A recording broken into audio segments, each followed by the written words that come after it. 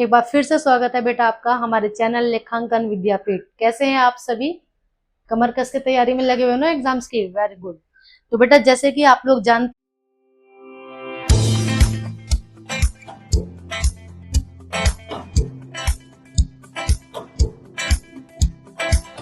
हैं, I am Ritu Sharma, having 18 plus years of experience in my teaching field, and we are providing you the videos of all subjects, science, social science, English, math, etc.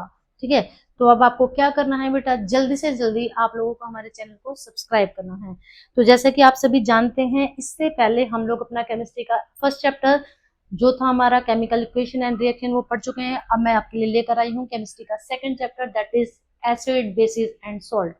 ये chapter बेटा ऐसा chapter है जो कि interesting तो है ही है, साथ साथ में बहुत ही ज्यादा स्कोरिंग भी है, क्योंकि इस चैप्टर से एक एमसीक्यू क्वेश्चन, एक वेरी शॉर्ट क्वेश्चन और एक लॉन्ग क्वेश्चन डेफिनेटली आ ही जाता है हमारा। ठीक है। अगर आप प्रीवियस 10 ईयर्स के क्वेश्चन पेपर उठाकर देखेंगे तो उन प्रीवियस 10 ईयर्स के क्वेश्चन पेपर में आपको 6 to 7 टाइम्स यहाँ से एक 5 मार्कर क्वेश्चन जरूर मिलेगा। तो इस चैप्टर को हमें बहुत अच्छे से करना है। सबसे मेन चीज क्या है बेटा, इस चैप्टर को करने में आपको क्यों मजा आने वाला है, जो हम देखते हैं ना इतने सारे मैजिशियन हमारे आसपास मैजिक दिखा रहे हैं जी, वो सारा मैजिक जो है वो हमें इस चैप्टर में देखने के लिए मिलेगा। तो चलिए स्टार्ट करते हैं। जैसे कि नाम से ही पता लग रहा है बेटा, एसिड, बेसिस एंड सॉल्ट। मैंने अभी आपको क्या बताया, ये चैप्टर हमारा केमिस्ट्री का बहुत ही इंटरेस्टिंग चैप्टर है। तो चलिए स्टार्ट करते हैं ये चैप्टर। अब देखो, चैप्टर का नाम था मेरा एसिड, बेसिस एंड सॉल्ट। तो सबसे पहले हमें क्या करना है, हमें ये आइडेंटिफाई करना है, ये ही जानेंगे सबसे पहले कि क्या एसिड्स होते हैं, क्या बेसिस होते हैं। बेटा आप लोग ये चैप्टर प्रीवियस क्लास में पढ़कर आ चुके हैं। एक बार वापस हम लोग रिकैप्चुलेट कर लेते हैं कि केमिस्ट्री के अकॉर्डिंग अगर मैं सब्सटेंसेस की नेचर देखूं ना, तो सब्सटेंसेस जो हैं या तो एसिडिक हो सकते हैं नेचर वाइज, या फिर वो बेसिक हो सकते हैं, या फिर वो न्यूट्रल हो सकते हैं। ठीक है।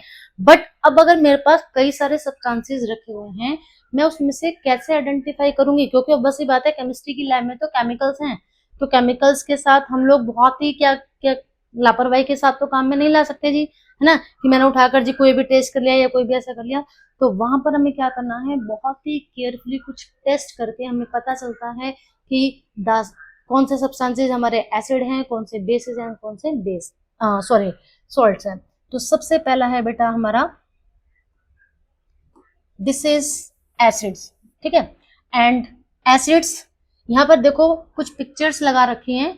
हमारे डे टू डे लाइफ में लेमन सब बच्चे यूज करते आ रहे हैं, एंड विनेगर चाउमीन में डाल डाल कर खाते हो ना, इन दोनों चीजों के अंदर बेटा क्या है, एसिड।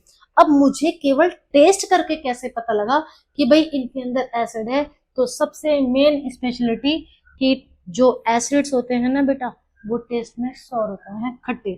तो हमें ऐसा कोई भी सब्सटेंस जिसका टेस्ट खट्टा है, it means it contain N acid. दूसरी इनकी जो इंपॉर्टेंस है, जो हमें आइडेंटिफाई करने में हेल्प करती है, they turn blue litmus red. अगर हमारे पास ब्लू वाला लिटमस पेपर है और मैंने उसको एसिड के अंदर डिप किया, तो ये किस में कन्वर्ट हो जाएगा, रेड कलर में। सबसे मेन, अब जो केमिस्ट्री के पॉइंट ऑफ व्यू से या 10th क्लास के अकॉर्डिंग हम लोग एसिड्स की जो पहचान देखते हैं वो क्या है, कि ऐसे substances that produces hydrogen ion when dissolve in water. तो बेटा ये बात तो आप लर्न कर लो। देखो मैंने यहाँ पर इंपोर्टेंट भी लिख दिया, स्टार भी बना दिया, कि अगर कोई सब्सटेंस मैंने उसका एक्वस सॉल्यूशन बनाया और एक्वस सॉल्यूशन बनाने के बाद वो अपने अंदर से H+ आयन रिलीज कर रहा है, it means it is acid. ठीक है। तो ये एसिड हो गया जी, क्लियर है। अब चलिए बेस को देख लेते हैं। देखो यहाँ पर कुछ एग्जांपल्स हमारे again day to day life से। सोप आप लोग सभी यूज करते हैं, बेकिंग सोडा हमारे किचन का एक मेन इंग्रेडिएंट है, आपकी मम्मी किचन में यूज करती हैं। तो आप देखो कि ये जो सोप है, जब कभी नहाते वक्त, सोप हो गया, शैम्पू हो गया हमारा, ठीक है, जब नहाते वक्त बाई चांस थोड़ा सा इसका जो फॉर्म है, झाग हमारे मुंह में चले जाते हैं, तो कैसे कड़वा सा टेस्ट आता है ना। कई बार आप लोग अपना जो माउथ है रिंस करते हो, तो क्या पता चल रहा है जी, इनका टेस्ट कैसा है, बिटर, है ना। तो आप डे टू डे लाइफ से रिलेट करके साइंस को समझोगे तो कभी भी आपको रटने की जरूरत नहीं पड़ेगी। तो the substances which are bitter in taste are basic in nature. साथ साथ में अगर हम इनको टच करके देखें तो ये स्लिपरी, सोपी या फिर स्लिपरी, मतलब कि चिकने से लगते हैं हमें टच करने पर। ठीक है जी। Next, they turn red litmus blue, ये रेड वाले लिटमस को ब्लू में कन्वर्ट कर देते हैं। अगेन सबसे main point, substances that produce hydroxide ion when dissolve in water.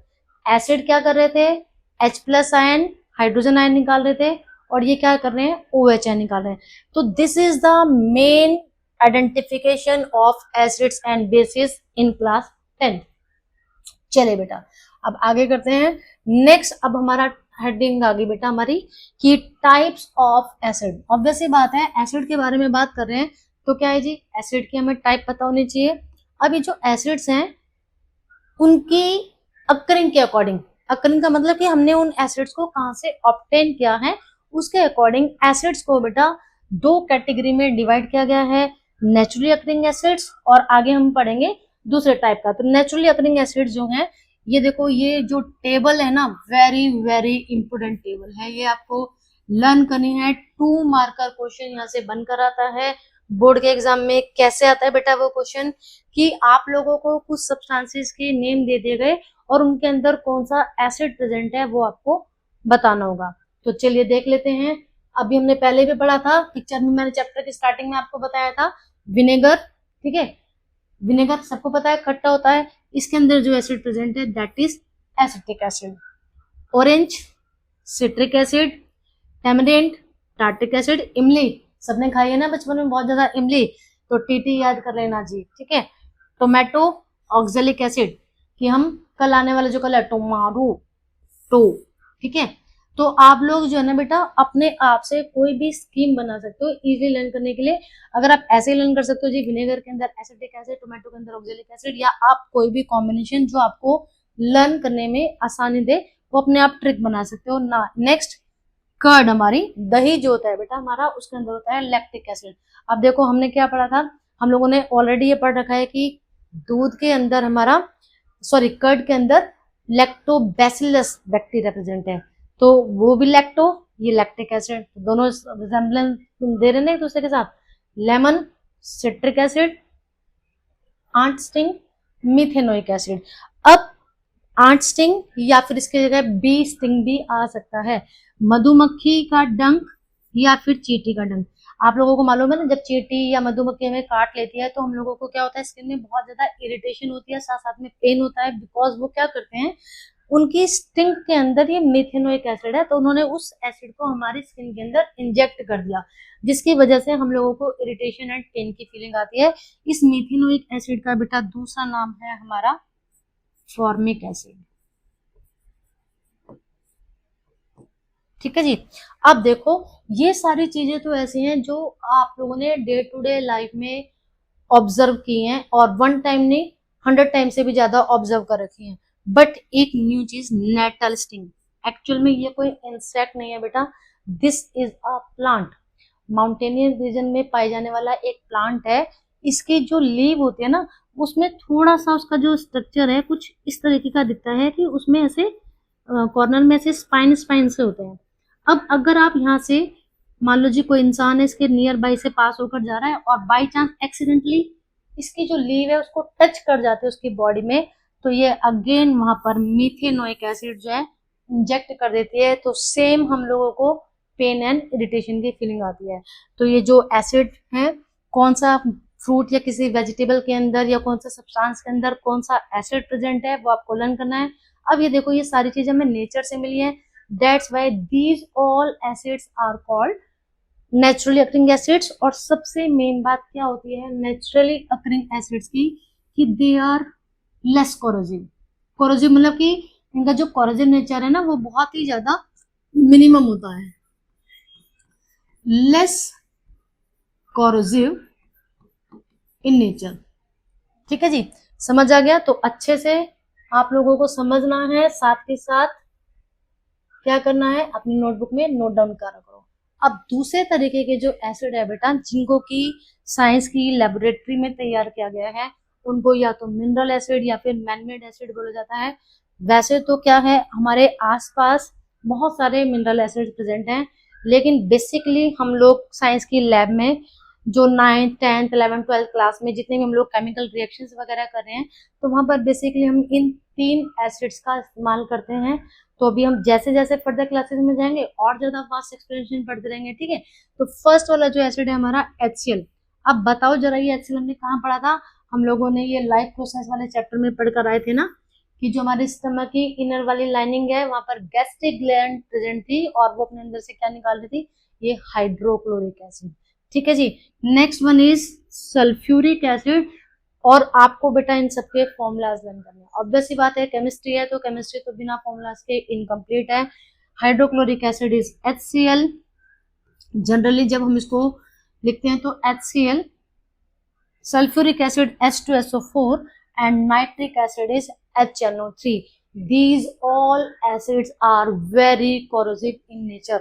तो जब कभी भी हम किसी भी मिनरल एसिड को के साथ कोई भी केमिकल रिएक्शन कर रहे हैं या हम इनको हैंडल कर रहे हैं, तो you should be very careful and very attentive. ठीक है, नेवर टेक इट इजली। हमें बहुत ज्यादा इसके साथ लापरवाही नहीं करनी है केमिकल के साथ। एक बार को आप लोग बायोलॉजी की लैब में थोड़ा सा कम अटेंटिव हुए तो चलेगा, बट केमिस्ट्री की लैब में बेटा बिल्कुल भी नहीं। ये हम लोगों के लिए एक लाइफ थ्रेटनिंग प्रॉब्लम हो सकती है।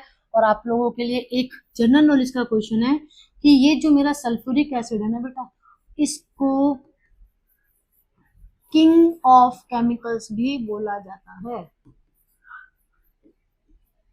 किंग ऑफ केमिकल्स, ठीक है जी, लर्न कर लेना। आप किसी से पूछ कर देखो जी भाई, जैसे फलों का राजा कौन है? आम। जंगल का राजा कौन है? शेर। इसी तरह से केमिकल्स का राजा कौन है? ये सल्फ्यूरिक एसिड। हमारी जो कार की बैटरी है उसके अंदर भी सेम एसिड को इस्तेमाल किया जाता है। चले जी, अब नेक्स्ट वन। अभी तक तो आपको लग रहा होगा यार मैडम वैसे ही कह रही थी कि चैप्टर थोड़ा टिपिकल है, टिपिकल है, कुछ भी नहीं है इस चैप्टर के अंदर। तो यस है, कुछ भी नहीं, लेकिन क्या करना है, हमें अच्छे से समझना है। ठीक है, अभी तो स्टार्टिंग है, तो भैया धीरे धीरे देखो आगे होता है क्या।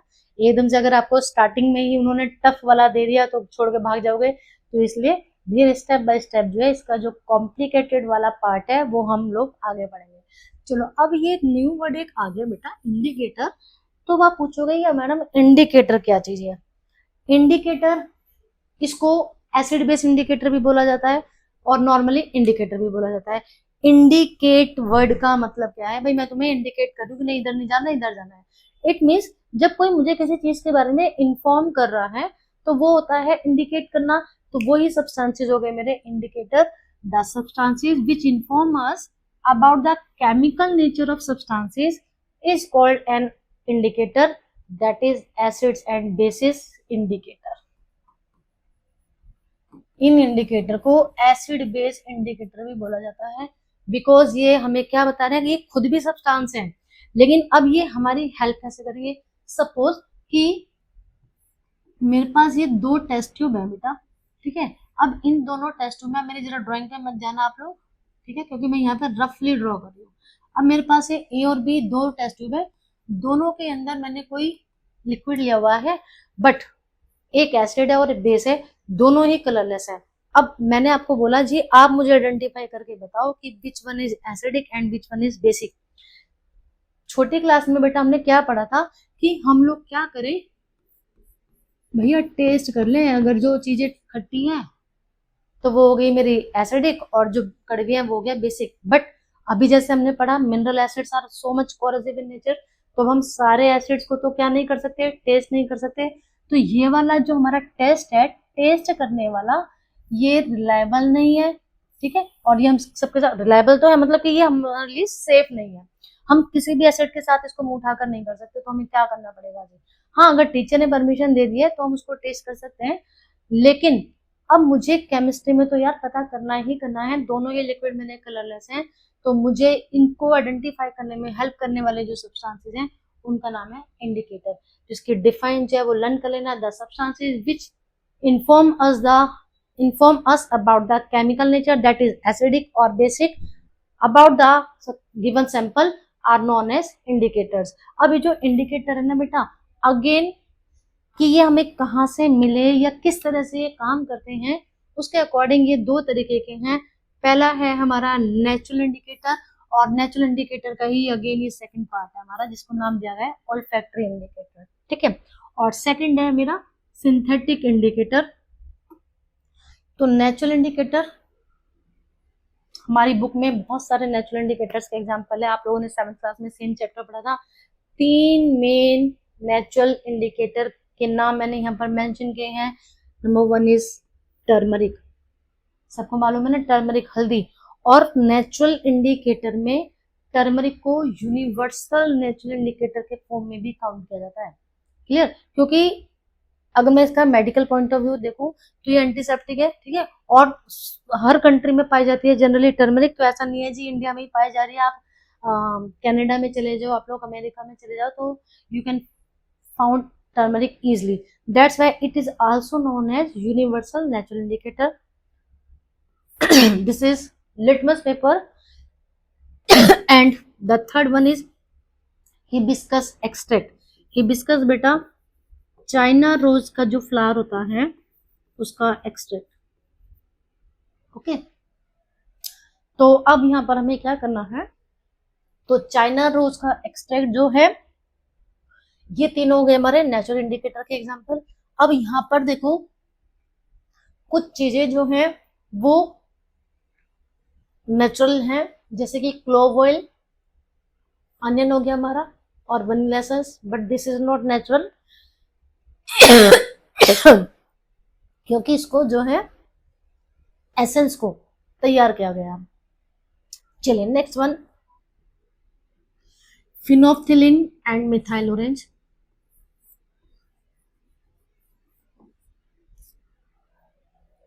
आपको बेटा बहुत ही अच्छे से रट लो जी ये तो, phenolphthalein and methyl orange, there are only 2 synthetic indicators in your NCERT book. So आपको लर्न करना है। अब बात आती है कि ये जो इंडिकेटर है भाई, अब अगर मुझे आपको बताना है कि बेटा उधर मत जाओ, उधर ना भाई गली खोदी हुई है या क्या है, उधर बिजली की तारें गिरी हुई है, मैंने आपको कुछ भी ऐसे इंडिकेट कर दिया कि भाई आपको दूसरा रास्ता जो है चूज करना है। मैंने अभी पढ़ा कि जो इंडिकेटर है वो मुझे एसिड और बेस की क्या कर रहे हैं, केमिकल नेचर के बारे में इन्फॉर्म कर रहे हैं, बट क्योंकि वो बेचारे सब्सटेंसेज है तो कैसे इन्फॉर्म करेंगे, बोल तो सकते नहीं है, तो वो क्या करते हैं, ये वाले जो इंडिकेटर्स है ना बेटा, ये अपना कलर चेंज कर देते हैं। कैसे हेल्प कर रहे हैं, हमारी खुद का कलर ही चेंज कर देते हैं। अगर मैं इनको किसी एसिड या किसी बेसिक मीडियम में डालूंगी तो ये अपना खुद का कलर चेंज कर देते हैं। ठीक इसी तरह से ये जो मेरे सिंथेटिक इंडिकेटर है ना, ये भी कलर चेंज होने की वजह से ये मुझे इन्फॉर्म कर रहे हैं कि the given sample is acid और अ बेस। जबकि जो ऑल्फैक्टरी इंडिकेटर हैं ये क्या करते हैं, अपनी स्मेल चेंज करके, ये थोड़े से स्पेशल वाले हैं इसलिए इसमें स्मेल चेंज कर रहे हैं, यहाँ कलर चेंज नहीं करते। अब ऑल्फैक्टरी, फैक्ट्री के अंदर ही बने होंगे, ठीक है। क्लोव से ऑयल निकाला गया, क्लोव मतलब लौंग से, ठीक है। अनियन को तो हम एज इट इज यूज कर सकते हैं, और वेनिला भी जो है नेचुरल सब्सटेंसेस को लेकर उसको फैक्ट्री में फिर एसेंस के फॉर्म में यूज किया गया, ये अपनी स्मेल चेंज कर देता है। और दूसरा ये जो ऑल्फैक्टरी वर्ड है ना बेटा, ये हम लोग अभी कहाँ पर पढ़ेंगे, कंट्रोल एंड कोऑर्डिनेशन वाले चैप्टर में आपने पढ़ा है। जब हमने रिसेप्टर्स के बारे में पढ़ा था तो वहां पर हमने पढ़ा था कि जो हमारी नोज के अंदर रिसेप्टर्स प्रेजेंट हैं वो कौन से हैं, ऑल्फैक्टरी। वो क्या करने में हेल्प कर रहे थे, हमारी स्मेल को आइडेंटिफाई करने में। तो olfactory word relate to smell, clear. चलिए नेक्स्ट करते हैं। द नेक्स्ट वन इज अब हम यहाँ पर ये पढ़ेंगे, और ये वाला जो टेबल है ना बेटा, ये समझो कि आपका 3 और 2 मार्क का क्वेश्चन जो है वो प्रिपेयर करवा रहा है हमारा। इम्पोर्टेंट लिख देती हूँ जी, स्टार भी बना देती हूँ ताकि आपको याद रहे।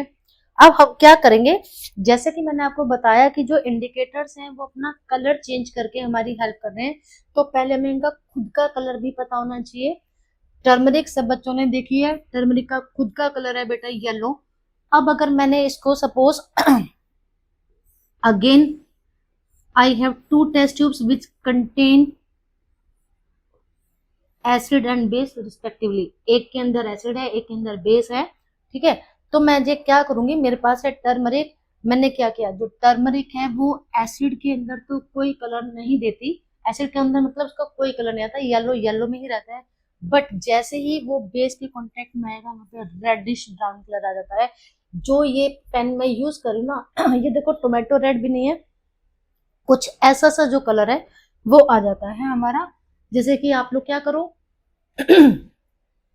आपको कोई व्हाइट कलर का क्लोथ है, उसके ऊपर आप लोग कोई वेस्ट जो क्लोथ है वो आपने लिया, उसके ऊपर आपने टर्मरिक का स्टेन लगाया जानते पूछते, ठीक है। फिर उसको आपने क्या किया, थोड़ा सा सुखा लो। आफ्टर दैट उसके ऊपर हमने क्या डाला, लेमन की कुछ ड्रॉप डालकर देखोगे, आप क्या देखोगे कलर में कोई चेंज नहीं आया। उसके बाद फिर आप क्या करोगे, बेकिंग सोडा को पानी में घोला और थोड़ा सा वो डालकर देखा, या उसके ऊपर हमने सोप लगाया तो वहां पर रेडिश ब्राउन कलर आ जाता है। इट मीन्स, और हम लोगों ने क्या पढ़ा था कि जो मेरा सोप है या जो बेकिंग सोडा है वो कैसे थे, बेसिक थे नेचर में, ठीक है। अब अगेन ये सारे जो एक्टिविटीज है ना बेटा, आप लोग हमारे इंस्टाग्राम चैनल को फॉलो करेंगे तो वहां पर इनसे रिलेटेड आपको रील्स मिल जाएंगी जहां पर कि इन सारी चीजों को प्रैक्टिकली कर कर आपको दिखाया गया है। ओके नेक्स्ट है बेटा हमारा लिटमस पेपर। और ये जो लिटमस पेपर है ना, ये हमारा लिचेन करके एक प्लांट होता है ना, जो हम लोगों ने सिम्बायोटिक न्यूट्रिशन पढ़ा था हेटरोट्रॉफिक न्यूट्रिशन में, कि एल्गे और फंगस जब म्यूचुअल रिलेशनशिप बना लेते हैं तो उस प्लांट, अब प्लांट जैसा एक स्ट्रक्चर दिखता है, दैट इज कॉल्ड लाइचेन। अब ये जो लाइचेन है इसके एक्सट्रैक्ट से तैयार किया जाता है मेरा लिटमस का सॉल्यूशन, और उसी से फिर हम लोग आगे पेपर बना लेते हैं उस डाई से। तो लिटमस पेपर जो है लैब में दो तरीके का अवेलेबल है, एक ब्लू एंड एक रेड। अगर मेरे पास ब्लू वाला लिटमस पेपर है और वो एसिड में क्या कलर दे देता है, रेड, ठीक है। इसका उल्टा रेड लिटमस क्या कर देगा, blue litmus paper, sorry red litmus जो है बेसिक सॉल्यूशन के कांटेक्ट में आने पर ब्लू कलर दे देता है। तो बी बी लर्न कर लो जी। अगर ब्लू कलर का मेरा सॉल्यूशन है, ब्लू कलर का मेरा सॉल्यूशन है, ठीक है, ब्लू कलर का मेरा लिटमस है और वो ब्लू कलर दे रहा है, सॉरी मैं गलत बोल रही हूँ, कि मेरे पास बेस है अगर तो वो मुझे ब्लू कलर देगा, ठीक है ये इसके बाद नेक्स्ट हिबिस्कस एक्सट्रैक्ट। चैनोरोज फ्लावर का जो एक्सट्रैक्ट है, अगर मैं उसका एक्सट्रैक्ट निकाल लेती हूँ, उसकी जो पेटल्स हैं वो तो रेड कलर की होती है, लेकिन जब मैं उसका एक्सट्रैक्ट निकालती हूँ तो बहुत ज्यादा डार्क पिंक कलर नहीं आता, लेकिन एसिड में डालते ही वो मेजेंटा कलर दे देता है। मेजेंटा कलर को आप लोग डार्क पिंक कलर भी बोल सकते हैं, ठीक है। और बेस में वो ग्रीन, तो है ना बेटा मैजिक। अब जैसे कई बार क्या होता है, कुछ मैजिशियन वगैरह जो है आपको क्या करके दिखा रहे हैं, देखो जी ये फ्लावर है मेरा इस कलर का, अब मैं इसका कलर चेंज कर दूं, रेड कलर का फ्लावर था, उन्होंने क्या किया उसके ऊपर बेस को स्प्रिंकल कर दिया, ग्रीन कलर आ गया, पूरी पब्लिक हैरान, अरे यार कितना बड़ा चमत्कार कर दिया। या आजकल मैं किसी पर्टिकुलर किसी का नाम नहीं ले रही, कि आप कोई भी गुरुजी वगैरह बन के इस तरीके का कोई मैजिक करके दिखा दो, भैया सबके पीछे साइंस है, ठीक है। इसके बाद आ गया अब हमारा जो हमने सिंथेटिक इंडिकेटर पढ़े थे, फिनोफ्थिलीन। ये जो फिनोफ्थिलीन है ना बेटा, इसका खुद का कोई कलर नहीं है, कलरलेस लिक्विड है, और एसिड में ये टर्मरिक की तरह से अपना कोई कलर चेंज नहीं कर रहा, लेकिन जैसे ही बेस मीडियम आता है ये वहां पर एक मैजेंटा कलर देता है। The next one is methyl orange. अब ये जो मेरा मिथाइल ऑरेंज है ये क्या कर रहा है, मिथाइल ऑरेंज इसका खुद का कलर है ऑरेंज, एसिडिक मीडियम में रेड कलर और बेसिक मीडियम में येलो कलर, ठीक है। इन तीनों का हमने क्या पढ़ा था कि ये तीनों जो है कलर चेंज नहीं करते, क्या करते हैं अपनी स्मेल चेंज कर देते हैं। इससे रिलेटेड एक एक्टिविटी आपकी बुक में गिवन है कि क्या आपने कुछ क्लोथ्स की स्ट्रिप्स ली बेटा, ठीक है, अनियन को कट किया, क्लोथ और स्ट्रिप को एक पॉलिथीन में टाई कर दिया अच्छे से, रात भर रेफ्रिजरेटर में रख दिया, नेक्स्ट डे आप जो क्लोथ की स्ट्रिप निकाल कर देखोगे, स्मेल करोगे, ऑब्वियसली बात है वहां पर अनियन की स्मेल आ चुकी है, ठीक। अब अगेन इसके ऊपर हमने क्या किया, इनको या तो एक एसिडिक मीडियम में डिप करके देखा उस क्लोथ के स्ट्रिप को, या एक बेसिक मीडियम में। एसिड मीडियम में जब मैं डिप करके देखती हूँ तो वहां पर उसकी स्मेल अनियन की मैं अब भी इजिली आइडेंटिफाई कर पा रही हूँ, जबकि जब मैंने उसको बेसिक मीडियम में डिप किया तो वहां से अनियन की जो स्मेल थी वो क्या हो गई, वैनिश हो गई, गायब हो गई, डिसअपियर हो गई।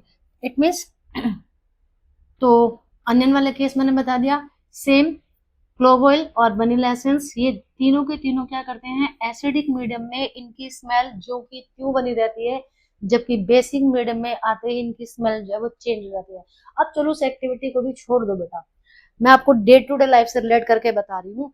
कौन अब करेगा जी, मैंने स्ट्रिप काटी और ये सब करा, अनियन तो सबने काटे होंगे ना। जब आप लोग क्या करते हो भेलपूरी बनाती है मम्मी, ठीक है, या फिर स्प्राउट्स की चाट बनाकर खाते हो, तो अनियन तो सबने कभी ना कभी अपनी लाइफ में काटे हैं। अनियन को काटने के बाद हमारे हाथों में स्मेल हो जाती है अनियन की, ठीक है, सूंघ कर देखो यार अनियन की स्मेल आ रही है। अब क्या करो, नींबू का रस लगाओ जी, यार ये स्मेल मेरी चली जाए, नहीं जाएगी। क्या करते हो, साबुन से हाथ धोते हो। साबुन क्या है, बेस, साबुन से हाथ धोते ही वो जो हमारी स्मेल है तुरंत चली जाती है। क्लियर। ऐसी क्लोव ऑयल कहाँ पर देखने को मिलता है, मम्मी लोग मेहंदी लगवाती है, मेहंदी के ऊपर क्लोव ऑयल लौंगा तेल लगाती हैं, साबुन की स्मेल से गायब हो जाता है, ठीक है।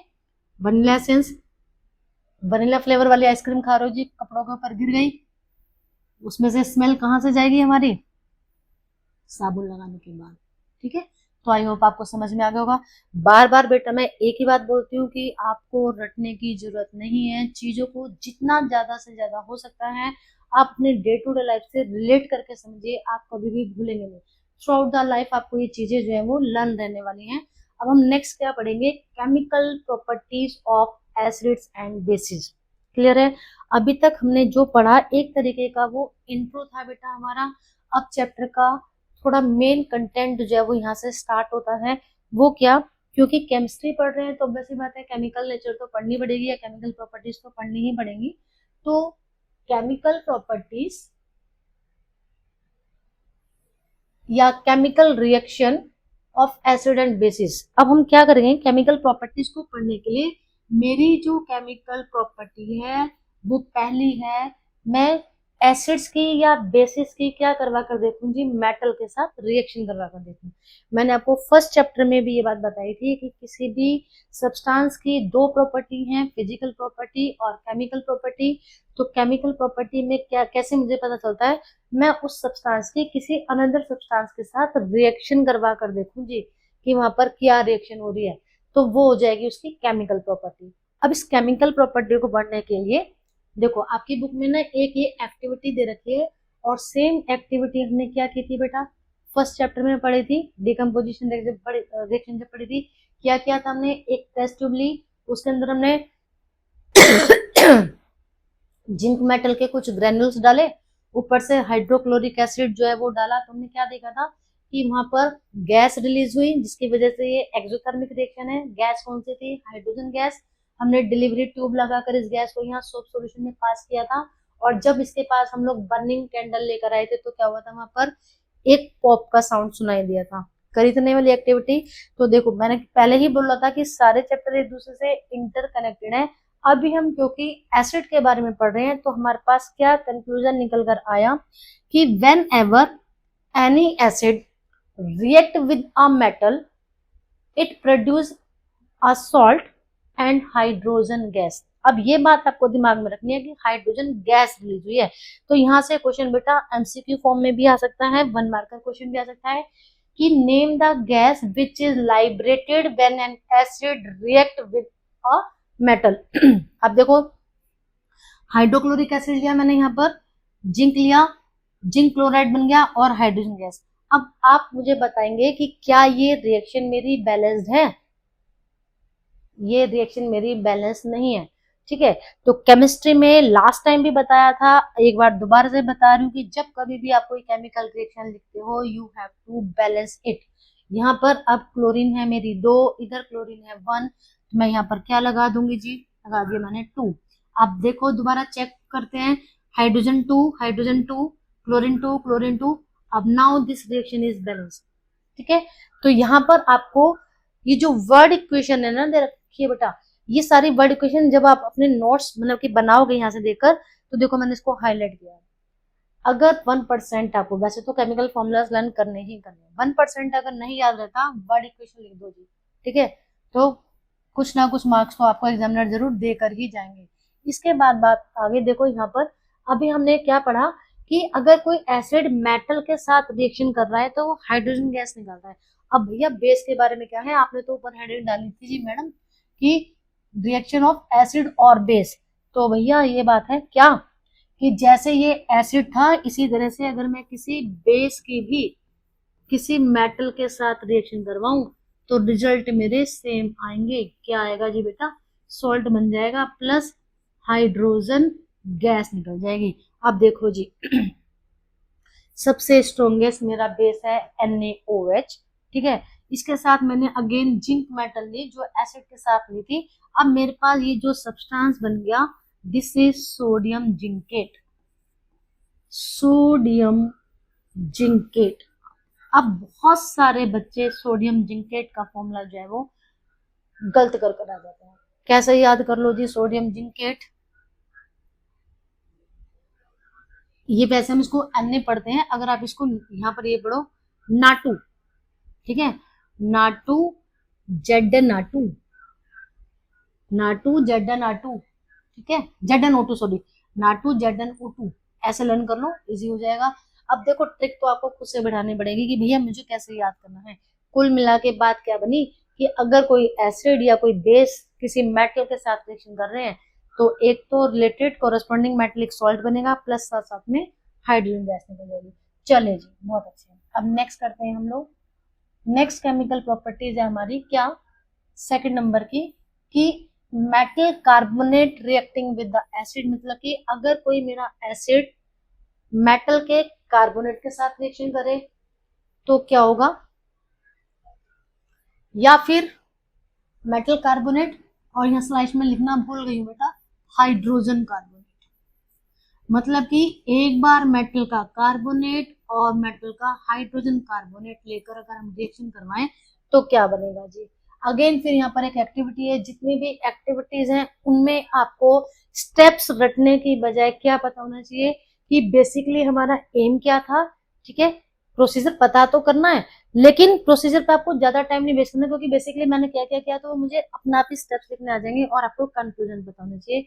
यहाँ पर देखो हमने क्या किया, पहले हमने लिया जी सोडियम कार्बोनेट टेस्ट ट्यूब के अंदर। सोडियम कार्बोनेट क्या है बेटा, मेरा मेटल का कार्बोनेट। ऊपर से मैंने क्या डाला उसमें, डाइल्यूट हाइड्रोक्लोरिक एसिड, ठीक है। तो क्या हो गया, मेटल कार्बोनेट हो गया, एसिड हो गया। चलो जी, ना गर्म करना है ना कुछ करना है, यहाँ पर मैंने कॉर्क लगा दिया, डिलीवरी ट्यूब लगा रखी है। अब क्या करेंगे हम डिलीवरी ट्यूब से यहाँ पर जो गैस निकली, ऑब्वियस सी बात है कोई गैस निकली यहाँ पर, तो हम चेक करेंगे कि क्या हुआ जी यहाँ पर। इस एनसीईआरटी की बुक में जो बेटा हमारी एक्टिविटी दे रखी है ना, वहां पर आप देखोगे कि वहां पर 2 टेस्ट ट्यूब लेने के लिए बोला है कि पहले मैंने इस तरीके का सेटअप तैयार किया, उसके बाद फिर मैंने अगेन क्या किया, दूसरा सेटअप यही है, दूसरी टेस्ट ट्यूब ली।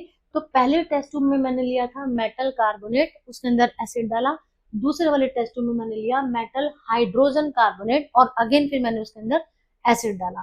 क्लियर, देखो यहाँ पर लिखा हुआ भी है कि 2 टेस्ट ट्यूब्स लिए हैं, ए और बी मेंशन कर लिया है यहाँ पर।